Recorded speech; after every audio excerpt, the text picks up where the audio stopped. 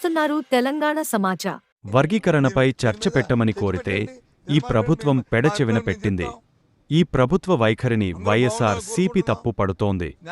Schedule కులాల్లో ఉన్న అందరికీ మేలు జరగాలని, న్యాయం జరగాలని మేం డిమాండ్ చేస్తున్నాం.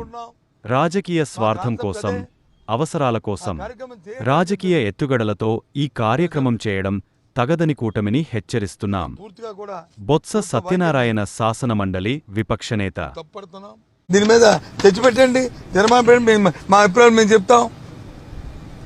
అందరూ బాగుండాలని కోరుకుంటున్నాం, న్యాయం జరగాలని కోరుకుంటున్నాం, న్యాయపరంగా వాళ్ళకి మంచి జరగాలని కోరుకుంటున్నాం, అన్ని వర్గాలు బాగోవాలని కోరుకుంటున్నాం. మా కాన్సెప్ట్ అదే. ఆ కార్యక్రమం చేయండి అని చెప్పాను, తడిచని పెట్టా.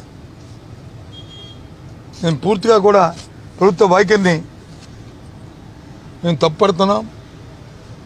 మా తాలూకా భావజాలం, మా తాలూకా ఆలోచన ఏదైతే ఆ రోజు మా పార్టీ ఇచ్చిన స్టేట్మెంట్ ఏదైతుందో సుప్రీంకోర్టు ఇచ్చిన తీర్పుకు అనుగుణంగా ఆ కులాల్లో ఉన్న, ఆ వర్గాల్లో ఉన్న ఉపకులాలు అన్నీ కూడా అందరూ కూడా మంచి జరగాలి, మేలు జరగాలి, గౌరవంగా వాళ్ళు సమాజంలో బతికే విధంగా వాళ్ళు తీర్చిదిద్దాలి. ఆ కార్యక్రమం చేయాలని ప్రభుత్వాన్ని మేము డిమాండ్ చేస్తున్నాం.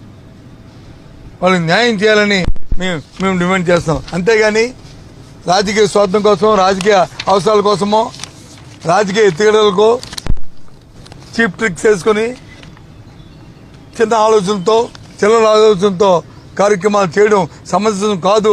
వ్యవస్థలో అది తగదని చెప్పని మరి ఇవాళ వైసీపీ పార్టీగా ఇవాళ తెలుగుదేశం పార్టీ కూటమిని ఇవాళ హెచ్చరిస్తూ వాళ్ళకి మంచి జరగాలి, భగవంతుడు మంచి చేయాలని కోరుకుంటున్నాం. ఏదండి మేము అనుకూలమో చెప్పలేదు, మంచి జరగాలని కోరుకుంటున్నాం. మంచి జరిగితే సంతోషం. మేము యూఆర్ నాట్ దేనికి మంచి జరగాలని కోరుకుంటున్నాం. మంచి జరిగే ప్రక్రియలో భాగం ఇది కాదు అంటున్నాం. మంచి జరిగే భాగం ఇది కాదు అంటున్నాం. ఇదైతే డిస్కషన్ జరగాలి కదా, చర్చ పెడితే దాని మీద వస్తాయి కదా. ఏవి సలహాలు లేవు కదా. మంత్రులందరూ ఎక్కువ శాసనమండలికే సమయం కేటాయించారు సార్, శాసనసభకు. అది మీరు ఎందుకు అసంతృప్తి కలుగుతుంది? అసంతృప్తి సమయం కేటాయించిన సమయం మంత్రులు రావడం సంతోషమే, కానీ ఆ భాష వాళ్ళ బుల్డోజు వాళ్ళని వక్రీకరించడం, మేము వచ్చి ప్రశ్న ఒకటి అడిగితే వాళ్ళు వచ్చి ఇంకో సమాధానం చెప్పడం. ఎప్పుడు ఆవు కథలాగా మా చిన్నప్పుడు చదువుకున్న ఆవు తెల్లగా ఉండడం, ఆవు వచ్చి పాలు ఇస్తాయి, పాలు తెల్లగా ఉంటాయి, పాలు పెరుగు అవుద్ది, పెరుగు నెయ్యి అవుద్ది. ఇవన్నీ ఈ కథ రోజు చెప్పిందే చెప్పడం. ఎంతసేపు గత ప్రభుత్వాలు చెప్తే మరి వాళ్ళు ఎందుకు అక్కడ మంత్రులుగా ఉన్నారు?